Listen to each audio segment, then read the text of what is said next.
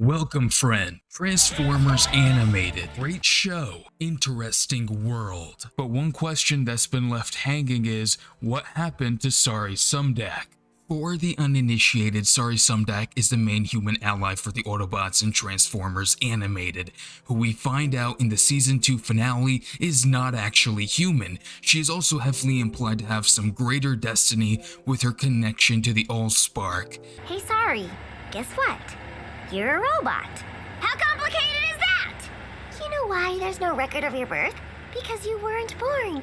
You were built! What's her purpose? Why is she so special? These questions would have presumably been answered in a Season 4. But the 4th season was cancelled, so how Sari fits into Transformers Animated is still unclear. Whether or not I'm the first one who came up with the answer, I don't know. This theory is one I've had for a while since I heard the 4th season first draft from TF Nation. Just to underscore, this is just a theory, all speculation. So what's the answer? I believe Sari Sumdak was the first successful techno-organic created by the Allspark. Sari's origin is only shown as a mysterious pod that appears in the famous robotic scientist Isaac Sumdak's lab. He doesn't know about its origin. The pod opens up to reveal a very different type of protoform from the ones seen in Yokotron's chamber or the Nemesis crash site. What is a protoform? Protoforms are the building blocks of all life on Cybertron. I think some of Professor Sumdak's DNA must have accidentally merged with the protoform. And Sari is the result. The only object we know that creates life in this version of Transformers is the Allspark, bringing machinery to life. Sari and the Allspark are connected on top of that because her first scene with it has her and the mysterious object trading knowledge. She trades knowledge of Earth life, and the Allspark trades knowledge of Cybertronian life. She's also granted the Allspark key, reformatting it from her key card, in a sense trusting her with its power. At the end of Transform and Rollout, we see a battle-worn Optimus die from his wounds after fighting Starscream. He's a maintenance offer that's not trained for combat, but he does his best no matter what, no matter the cost. Sari tries to use her key on Prime, and the Allspark brings Optimus back to life.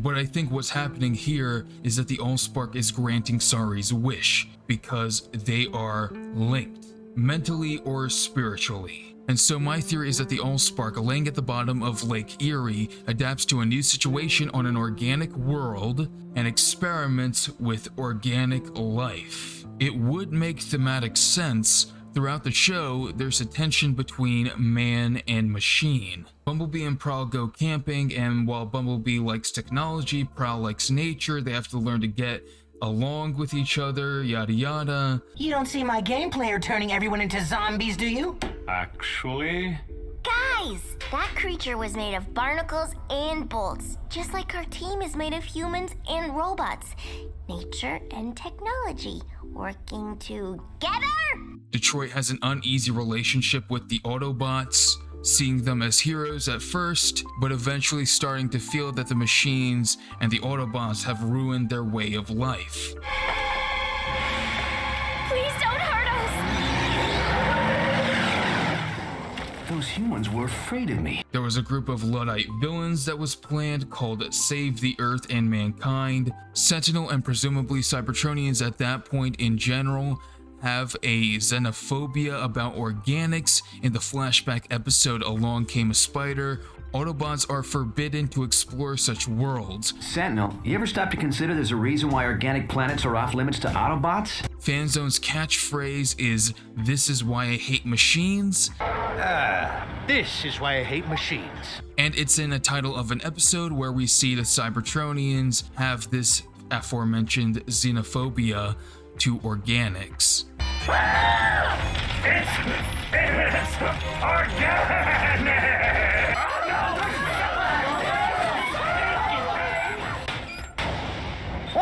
looking at? It's organic.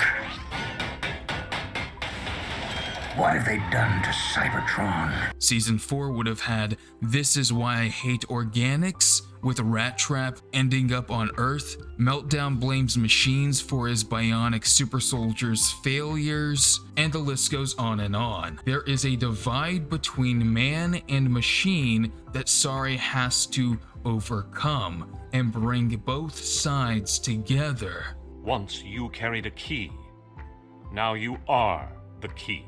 It also makes sense because head series writer Marty Eisenberg was part of the team of Beast Machines, which was about the balance between the technological and the organic. We must seek the balance, Megatron. Not only between the organic and the technological, but the balance between eternal enemies. I believe this is also being attempted here. Sari's purpose is to usher in a new age of balance. In the Season 4 draft reading, we hear this. Sari sees a Cybertronian spark merging with a DNA double helix. This clearly implies that her destiny is tied to the balance I've been going on about.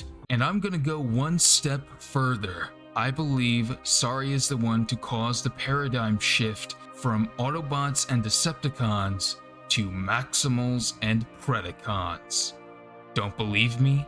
The Beast Wars characters being robots that can eat and sleep, these are considered techno-organics in Transformers Animated. According to TF Wiki, Derek J. Wyatt said that Optimus Primal would have been a failed clone of Optimus Prime in an episode that was cancelled called Truck Not Monkey, a clone made by Black Arachnia. I should also mention that an old episode plan was found where Black Arachnia was the main series ending antagonist in a sort of Magneto role. Remember, Black Arachnia was just shunned by Sentinel immediately after he found out. I can't allow any of it. So that's it. You just slag your old friend, Elita One? Don't say that name! You don't deserve to say that name! This would have sent her down a Magneto-esque path. Given that Season 4 would have probably been the end of the series, I think it stands to reason that the main plot thread that would be addressed would have been about techno-organics, and I believe the resolution would have been one where the Allspark goes from just making technological life, it would have learned how to make new techno-organic life in a new age of balance, bringing in the age of the Maximals and Predacons. If it's correct, I should mention whether or not I like this theory, and I do. In Beast Wars, the characters are not just a simple new fad, they're an evolution of Transformers technology themselves, being smaller, being able to use more diverse forms of energy, more advanced disguising mechanisms. They are already a combination of the organic and the technological. I think this would be an example of animated doing what it does best, taking underutilized concepts and doing them extremely well. But that's what I think, that's what I speculate. Remember, this is just a theory, and I don't know if I'm the only one or if I'm the first one to have come up with this, but it's one I've wanted to share for a while. Let me know what you think in the comments below. I'd like to hear your thoughts. I'll try to read as many as I can. But for now, take care, be safe, and I'll see y'all later. Goodbye.